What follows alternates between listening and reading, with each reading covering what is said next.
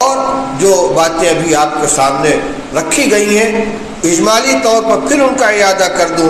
ایک تو اپنے اعمال اور اخلاق کو درست کریں، گناہوں سے توبہ کریں، نئے سرے سے زندگی کا آغاز کریں۔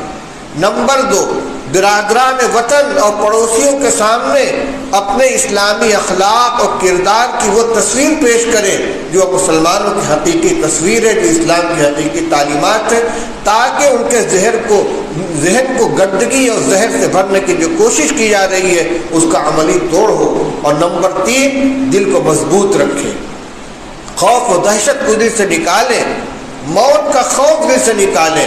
مرنا برحق ہے، اپنے وقت پر موت آئے گی اور صرف ایک مرتبہ آئے گی، کوئی موت کو روک نہیں سکتا، لیکن موت کے ڈر سے ہمیشہ ہم گھر کے اندر اب بیٹھے کانپتے رہیں، یہ بھی طریقہ نہیں ہے۔ حق کے خود حفاظتی شریعت نے اور قانون نے ہم کو دیا ہے۔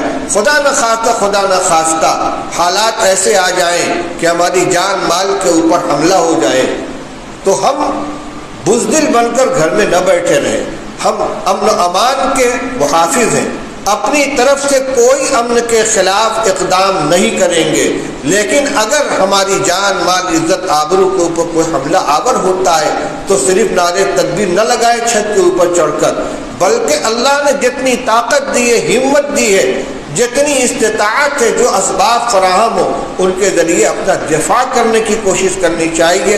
پھر کہوں گا موت آئے تو عزت کے ساتھ آئے، موت آئے گی اپنے وقت کے اوپر آئے گی، لیکن دلوں میں بزدلی بیٹھا کر، کمزوری بیٹھا کر اور اپنے کو دوسروں کے سپرد کر دینا، حوالے کر دینا، یہ ایمان والے کی شان نہیں ہے۔ اللہ تعالی ہم سب کو صحیح سمجھ عطا فرمائے، صحیح عمل کرنے کی توفیق عطا فرمائے۔